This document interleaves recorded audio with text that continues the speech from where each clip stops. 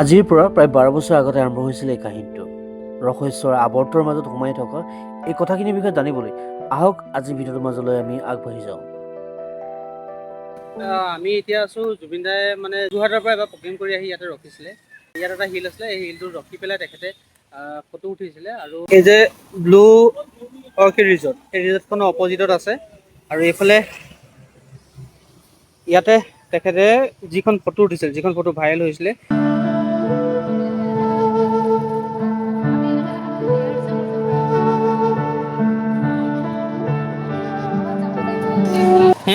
ইয়াত যদি জুবিন মামা যদি আছিলে ইয়াত পেৰেণ্ট হৈছিল বাৰু, কিন্তু মই বুজি নাপালোঁ জুবিনে অলপমান ইয়াত আৰাম কৰিছিলে।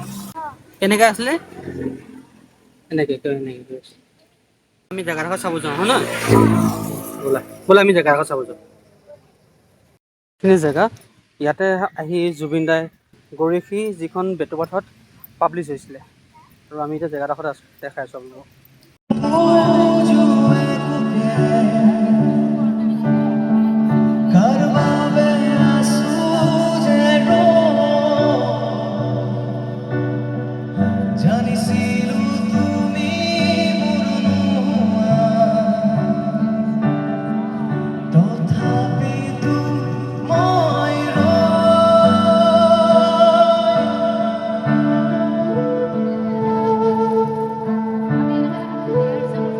এই জুবিনাৰ যিখিনি ঠাইত তেখেতে ইয়াতে ৰখিছিলে, এই ঠাইখিনিৰ বিষয়ে ইয়াৰ এজন স্থায়ী ব্যক্তি আছে, য'ত তেখেতে ফটো উঠিছিলে। আমি অকণমান তেখেতৰ পৰা জানিম কেনেকুৱা আছিলে আৰু কি নীতি নিয়মত এই কৰিছিলে, তেখেতে আহি ইয়াত পাইছিলেহি বা ফটোখন কেনেকৈ হৈছিলে। আৰু তেখেতৰ স্থানীয় ব্যক্তি যিহেতু, পিছফালে আছে দাদা সেই জেগাখিনি। চ' আহক তেখেতৰ লগত কথা পাতোঁ আৰু তেখেতৰ পৰা জানো এই ঠাইখিনিৰ বিষয়ে অকণমান। আমি ঠিক দেখা নাই, শুনিছোঁ বা মোবাইলৰ ইউটিউব বা ফেচবুকত আমি দেখিলোঁ যে জুবিন দাই আজিৰ পৰা প্ৰায় 12 বছৰ আগতে তেওঁ যোৰহাটৰ ফালৰ পৰা কিবা চিনেমা বা কিবা শ্বুটিং বা গানৰ কিবা প্ৰগ্ৰেম কৰি পেলাই আহোঁতে ইয়াতে তেওঁ অকণমান ৰেষ্ট লৈ গৈছিলে। তেওঁ আহি পেলাই ইয়াত দেখিলে যে জেগাটো ধুনীয়া, ইয়াত আহি পেলাই তেওঁ অকণমান সময় পেলাই তেওঁ ইয়াতে ৰেষ্ট লৈছিলে।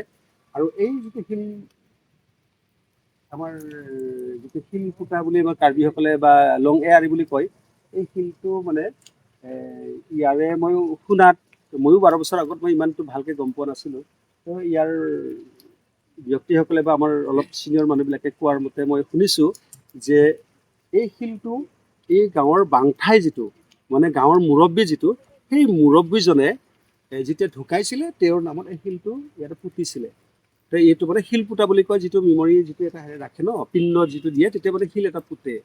তো এই শিলটো পুতি তেখেতৰ নামত ইয়াতে শ্ৰাদ্ধৰ দিনাখন পিণ্ডটো দিয়ে। মাছ পিণ্ডৰ নামত তেওঁৰ নামত পুতা যায়। আৰু শিলটোৰ মূৰত যেনেকৈ গামোচাখন বান্ধিছে ন, আমি যেনেকৈ গামোচাখন বান্ধো, তেতিয়া মোমায়েকৰ ঘৰৰ পৰা আনি পেলাই বগা কাপোৰ এটা বান্ধে শ্ৰাদ্ধৰ দিনাখন। ঠিক আছে। মই এতিয়া বহুত দিনৰ পিছত এইটো চাফা হৈ যায়। জুবিন দাই আহি পেলাই এই প্ৰগ্ৰেমৰ পৰা আহি পেলাই ইয়াত ৰেষ্ট লোৱা বুলি আমি দেখিছোঁ ফটোত। আৰু আমাৰ ইয়াৰ মানুহখিনিয়ে, আমাৰ ছিনিয়ৰ মানুহখিনিয়ে অলপ কোৱা বা মুখেদি শুনিছোঁ যে ইয়াত বোলে জুবিন দাই ৰেষ্ট কৰিছিলে। তো এই শিলটো যে ৰেষ্ট কৰিছিলে বোলে, শিলটো মই শুনিছোঁ ইয়াৰ যিটো মুৰব্বী বুলি কওঁ বাংঠাই স্মৃতিতহে এইটো আছিলে তাৰমানে শিলটো। তো তেওঁ তেতিয়াই আহি পেলাই ইয়াত ৰেষ্ট লৈছিলে।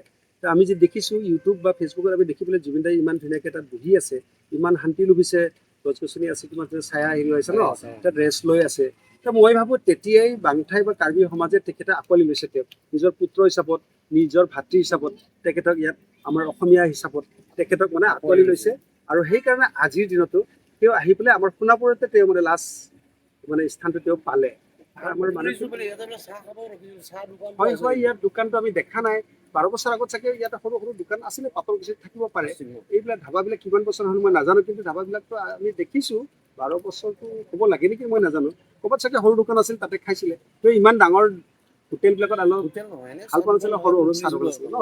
তো আমি শুনিছোঁ এই জেগাটোতেই তাৰমানে তেওঁ মানে অলপ ৰেষ্ট কৰিছিলে। ৰেষ্ট কৰি পেলাই মই জানো যে এইটোতো বাংঠাই যিটো গাঁৱৰ মুৰব্বী, তেওঁৰ নামতে সেই শিলটো পুতিছিলে। শ্ৰাদ্ধৰ দিনাখন তেখেতক মানে পিণ্ড ইয়াত দিয়ে। আৰু সেই তেওঁৰ বাংঠাইৰ কোলাতে তেওঁ আহি পেলাই ৰেষ্ট লৈছিলে। আৰু বাংঠাই চাগে তেতিয়াই তেওঁক মানে আঁকোৱালি লৈছিলে, বা আজিৰ পৰা তুমি মোৰ পুত্ৰ, আজিৰ পৰা তুমি আমাৰ ভাতৃ, তুমি মোৰ বন্ধু, সেই হিচাপতে তেওঁ আজি এই স্থানটোৱে চিলেকশ্যন কৰিবলৈ চৰকাৰে বা গোটেই ৰাইজে চিলেকশ্যন কৰি পেলাই সোণাপুৰতে তেখেতক স্থান এটা দিলে লাষ্টত। আচ্ছা এইটো মানে শ্মশান নহয় ইয়াৰ? একচুৱেলি শ্মশান নহয়, এইটো শিল পোতা। আমাৰ কাৰ্বিসকলে শিল পোতা জেগাত মানুহ ডেড বডিটো নাৰাখে, বেলেগ জেগাত জ্বলাই দিব, বেলেগ জেগাত কিন্তু শ্ৰাদ্ধৰ দিনাখনহে শিলটো তেওঁৰ মেমৰিত পোতে। মানুহে শ্মশান বুলি ভয় খাই পেলাই আহিব নালাগে, কিছুমান জেগাত থয়, স্পেচ যদি আছে সিফালে পুতি দিব, কিন্তু য'ত শিলটো পৰিছে তাত মানুহটোক নথয়। এইটোতে হয় অৰ্থাৎ যদি এই স্পেচ বহুত বহল আছিল বেলেগ ফালে হয়তো ৰাখিছিলে, তেওঁ যে ঢুকাইছে তেখেতক বেলেগ ফালে ৰাখে, কিন্তু শিল পোতাটো অকণমান ছেপাৰেট কৰি বেলেগ চাইডত ৰাখে। আচ্ছা এতিয়া এই যিডোখৰ জেগা হয়, এইখন কোনোবা নিৰ্দিষ্ট মানুহৰ নে এইডোখৰ মই ৰাজহুৱা? তাকে ভাবিছো এইটো আজি হয়তো কোনোবা ব্যক্তিক তেওঁলোকে হয়তো বিক্ৰী কৰি দিব পাৰে মাটিটো, সেইকাৰণে ৰাবাৰ প্লেণ্টেশ্যন বিলাক বহুত কৰিছে। আগৰ যিটো কাৰ্বি মানুহৰ মাটি আছিলে বা কোনোবা ব্যক্তিৰ আছিলে, তেওঁ চাগে পইচাৰ অভাৱৰ কাৰণে কাৰোবাক দি দিব পাৰে মাটিটো। মই ইয়াৰ ইমান ভালকে নাজানো, কিন্তু মই ইয়াৰ লক্ষণটো দেখি পেলাই মই গম পাইছো গছ গছনি চব লগাই দিছে। মানুহজন যদি নিজে লগাইছেতো ভাল কথা, তেওঁ পইচাৰ অভাৱত হয়তো মাটিখিনি বেলেগক হয়তো দিও দিব পাৰে। মই ভাবো এতিয়া চৰকাৰে বা আমাৰ ৰাইজে যিহেতু এতিয়া আমাৰ এই জেগা বা আমাৰ আগৰ স্থানটো যিটো জুবিন দাক যিটো ৰাখিলে ন, আমাৰ ইয়াতো তেওঁ যিহেতু জেগাত তেওঁ ৰেষ্ট কৰিছিলে, সেই জেগাখিনি অকণমান সংৰক্ষণ কৰি পেলাই ৰাইজৰ কাৰণে ৰাখিলে ভাল হয়। তাৰমানে এতিয়া এই মইতো জানো সোণাপুৰতো আগতে ট্ৰাইবেল ব্লক আছিলে, কিন্তু এতিয়া অট'মেটিক ব্লকটোত বেলেগ বেলেগ মানুহক অলপ মাটিবিলাক চেল কৰিলেতো বিক্ৰী কৰিছে, পইচাৰ দৰকাৰৰ কাৰণে মানুহে বিক্ৰী কৰে, সেইকাৰণে দি দিব পাৰে। তাৰমানে মই কৈছো আমাৰ ইয়াৰ ইমান মানুহখিনি ইমানখিনি হেৰি কৰিব নোৱাৰে, মানে অলপ দুখীয়া মানুহ ন, দুখীয়া মানুহৰ কাৰণে এই গছ গছনি লগাই ইমান দিন মানে সিহঁতে ৰাখিব নোৱাৰে, মাটিখিনি বেলেগক দিয়ে তাৰমানে। তথাপি মই অনুৰোধ কৰিছো ৰাইজক বা চৰকাৰক অনুৰোধ কৰিছো এইখিনি মাটি অকণমান জুবিনদাৰ খাতিৰত অকণমান যদি ৰাখি দিয়ে, তেখেতে যিটো জেগাত ৰেষ্ট কৰিছিল ন, আমাৰ এইটো মানে স্মৃতি হিচাপে থাকি যাব। স্মৃতি হিচাপে অলপ ৰাখি ঠিক আছে, ভাল পাওঁ। ঠিক আছে, ধন্যবাদ দাদা। ধন্যবাদ। আপোনাৰ ভাল নামটো?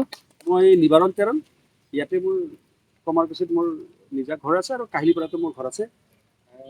মানে কি ক'ম, গুৱাহাটী ব্লকটো বা সোণাপুৰটো ট্ৰাইবেল ব্লকটো আমি গোটেই ঘূৰিয়ে থাকো আৰু আমাৰ একদম নিজা ঘৰ আছে, ইয়াতো আছে। ঠিক আছে, থেংক ইউ দাদা, ধন্যবাদ। নমস্কাৰ।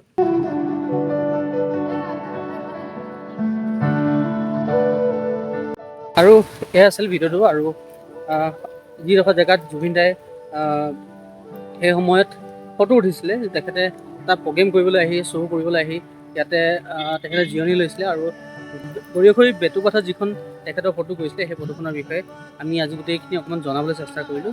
আৰু ভিডিঅ'টো আপোনালোকক কেনেকুৱা লাগে জনাব। যদি ইনফৰ্মেটিভ হয় তেনেহ'লে ভিডিঅ'টো আগলৈ আগবঢ়াই দিম। বাকী জুবিন দাৰ ন্যায়ৰ কাৰণে যাতে আপুনি সকলোৱে কোনো পাহৰি নাযায়, তো সকলোৱে জাষ্ট কমেণ্টত আপোনালোকে পাৰিলে জাষ্টিছ ফৰ জুবিন দাৰ লিখিব। ধন্যবাদ।